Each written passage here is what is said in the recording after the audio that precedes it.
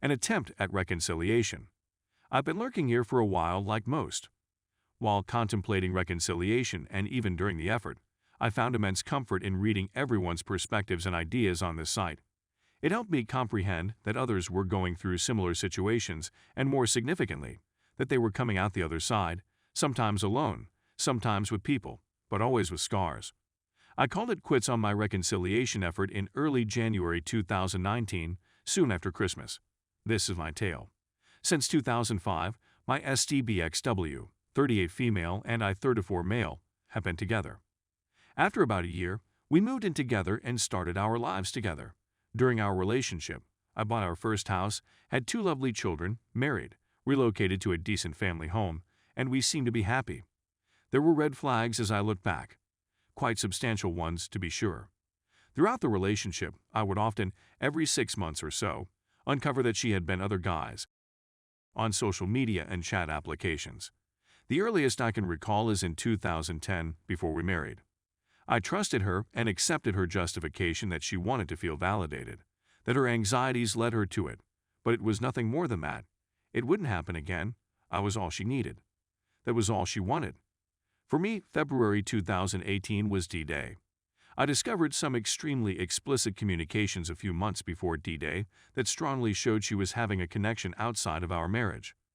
When I challenged her, she admitted that she had just been seeing someone as a friend, nothing else. Surprisingly, I recognized the name as someone she had with in 2008/2009. I sent her letters, begging for the truth, but she constantly assured me that she would never do such a thing to me. Back in February, I simply couldn't be with her because I was always wondering, always in the dark, never knowing what had truly transpired. I'd had enough of playing detective. I requested a divorce. She stated she didn't want it, but she could see why I would, so she consented. She went away with the kids for a week. I remained at home. Despite the fact that they were apart, she refused to accept anything other than friendship. I asked for honesty once again. After all, what difference would it make now that we were going on with our lives? It was welcomed with innocence once again. D-Day arrived only 2 days after she had gone for the week. I remembered her having a close buddy. She had a pal who used to go out drinking with her. Acquaintance who vanished off the face of the world a few years ago. I dialed her number. What happened next was the most bizarre phone call I'd ever received. Everything she knew, she told me. She had slept with man in 2008/2009, a one-night encounter with GUIB immediately after, and another entirely different guy for several months, guy C. Just months after our wedding day. I was saddened, outraged, and happy to finally know the truth. Such a range of emotions to experience in the course of a 30-minute chat. I got in my vehicle and headed over to her house. We yelled at each other, vented, and then spoke. She acknowledged to knowing what I knew. She had no idea why she was doing it, and she didn't want to leave me. She adored me. She also stated that she was again in a relationship with the same GUI from around 10 years earlier. We decided to attempt to reconcile after days of fighting, talking, and sobbing. We returned home and saw separate counselors, she to figure out why, and me to figure out betrayal. This pattern persisted throughout the year.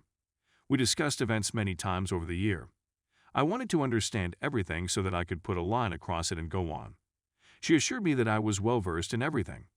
Throughout that year of reconciliation, I observed several strange occurrences. Little red signals that may be benign, but this time I opted to listen to my boyfriend. I contacted a guy D. I knew she'd seen a couple of years ago, but was emphatic nothing occurred. When he answered the phone, I asked him what occurred that night, and he told me everything. They had been dating for some months. She had informed him that we were separated and divorced, and that I did not reside at home. He slept in my bed, met my kids, and stayed the night. Never used protection. It threw the system for a loop. He abandoned her after a few months because he didn't think she was single. He saw my photographs in my home, my laundry in the laundry bin, and my brand new vehicle I got for her despite the fact that she didn't work. He added 2 and 2 and got out of there. He expressed regret. He didn't know who I was or how to reach me since I don't use social media. I had moved away and was in a relationship in another country. She was accosted by me. I didn't say anything about having talked with GUID, but I did ask her again if anything occurred there. She disputed it. I informed her that I had talked with him, and she confirmed what he had told me. In addition, She never used protection with any of the others, and that GUI had lately slept in my bed with her. She pleaded with me to remain. She pleaded with me not to throw anything out. I made my choice. I needed to get through Christmas for the kids before I called it quits. 11 months after D-Day, my reconciliation came to an end. I had thought that we might split peacefully, but it seems that I'm to fault for not trying hard enough. All I worry about today is being the greatest parent I can be for my children and providing them with a positive role model. The weight that has been lifted off my shoulders is enormous. Despite the fact that we have just recently begun going through the divorce, I feel liberated. Despite having had the wool pulled over my eyes for the last 13 years, I feel like I've grown into a stronger person and am excited for what the future holds. I couldn't possibly be much worse, could I? I have yet to DNA test the kids, so it might be worse, I'm sure, but regardless of the conclusion, I'm still their father and always will be. Thank you for reading this far. I hope this story can assist someone else in the same way that past tales have helped me. These are the highlights.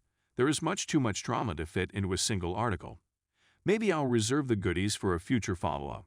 Story 2. 1 year ago today, my wife, 28 female, cheated on me with my best friend, 28 male, and divorced me, 30 male, to be with him. Now I am having issues trusting anyone. How can I learn to trust again? It was exactly 1 year ago today when I was seriously wounded. Following a 7-year romance, my wife and I were married for 2 years after first meeting online. Everything had been going swimmingly in our relationship, or so I thought. The two of us had just moved in order to be closer to family, to buy our first home, and to be in the process of establishing our family. The fact that my wife was on prednisone for her kidney transplant and had to be gradually weaned off of it over many months meant that she had to plan her pregnancy in advance. Following her withdrawal off prednisone, we started having unprotected encounters in order for her to get pregnant.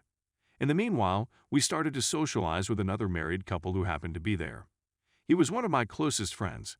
We'd known one another for more than 14 years at this point. Even my bachelor celebration had been hosted at my home by him. After a few months of hanging out together, we were all quite close and spent a lot of time together as a group. After that, I had to go out of town for business for a week. My wife contacted me the day before I was scheduled to return. She came to me and told me that she had gotten high with my best friend, that they had kissed, and that she wanted to spend the rest of her life in his company. Honestly, I was completely taken by surprise.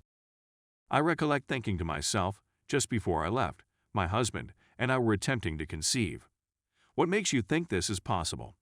My wife had already moved out of our apartment by the time I arrived back in town, leaving our wedding ring on the dining room table. Even though she is aware of my desire for children, she informed me throughout the divorce that she does not feel she would ever want children herself, as shown by the fact that she had gone back and forth on this subject during our whole relationship.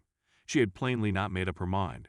Anyhow, I've been doing all I can to recuperate from this betrayal, which has come not only from my wife, but also from one of my closest friends. That stinging sensation was multiplied by 2.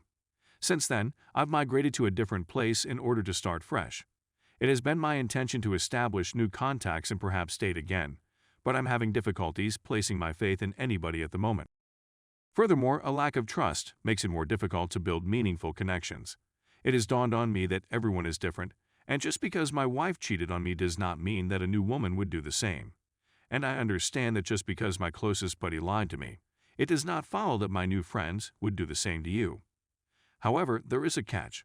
Because I placed so much trust in my wife and closest friend, I feel that anybody, no matter how loyal they seem to be on the surface, is capable of engaging in similar behavior as they did. In addition, since I think anybody may do me harm, I now feel like I'm always on guard, and I haven't been able to let anyone into my home.